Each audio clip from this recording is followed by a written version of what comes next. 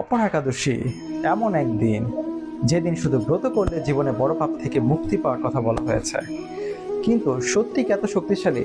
চলুন জেনে নিই। হরে কৃষ্ণ। আমরা জানাবো অপর একাদশীর মাহাত্ম্য সম্পর্কে এবং এই একাদশী ব্রত কবে পালন করতে হবে এবং পালন সময়সূচি। মহারাজ যুধিষ্ঠির শ্রীকৃষ্ণকে বললেন, হে কৃষ্ণ, জ্যৈষ্ঠ মাসের কৃষ্ণপক্ষিয়া একাদশীর নাম কি এবং তার মাহাত্ম্যই বা কি? আপনি অনুগ্রহ করে তা বর্ণনা করুন। শ্রীকৃষ্ণ বললেন, হে মহারাজ, মানুষের মঙ্গলের জন্য আপনি খুব ভালো প্রশ্ন করেছেন। বহু পূর্ণ প্রদানকারী, মহাপাপ বিনাশকারী ও পুষ্টদানকারী একাদশী অপর নামে খ্যাত। এই ব্রত পালনকারী ব্যক্তি জগতে প্রসিদ্ধ লাভ করে। ব্রহ্ম হত্যা, গো হত্যা, ভ্রূণ হত্যা, পরনিন্দা, পর স্ত্রী গমন, মিথ্যা ভাষণ প্রভৃতি গুরুতর অপরাধ এই ব্রত পালনে নষ্ট হয়ে যায়। এছাড়া অধপতিত, নরকগামী সকলে এই ব্রত পালনকারীরা স্বর্গ লাভ করে। হরি বল।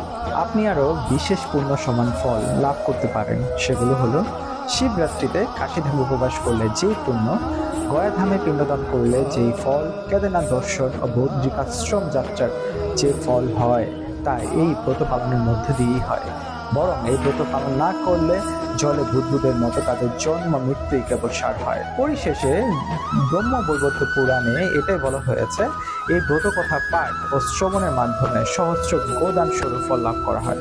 প্রতিটি একাদশী আমাদের শেখার সংযম, ছোট ছোট নিয়ন্ত্রণে আনে জীবনে বড় পরিবর্তন। তো কবে পালন করবেন একাদশী? আসছে আগামী 13ই মে, রোজ বুধবার শুভ অপর একাদশী এবং পালনের সময়সূচি পরদিন ভোর 5টা 16 থেকে সকাল 9টা 42 পর্যন্ত।